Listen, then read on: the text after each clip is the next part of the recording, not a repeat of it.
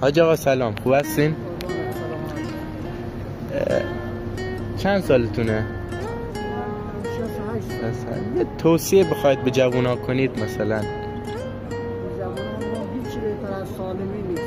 سلامت بودن. نگاه کن، هیچی شارژت نمیکنه الا فقط سالم بودن. دم از دود هر چی بزنی، حتی سیگار، حتی این پرمک چیه؟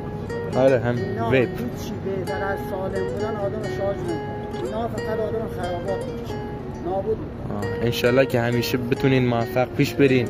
از این به بعد یه مبلغ ناقابلی با من ایدی از ما دریافت کنید. نه حاج آقا بفرمایید. ایدی حتما. حاج آقا سلام، خوب هستین؟ چند سالتونه؟ 68. یه توصیه بخواید به جوونا کنید مثلا. جوانان ما هیچی بهتر از سالمی نیست. سلامت بودن. نگاه کن، هیچی شارژت نمیکنه الا فقط سالم بودن. دم از دود هر چی بزنی، حتی سیگار، حتی این پرمک چیه؟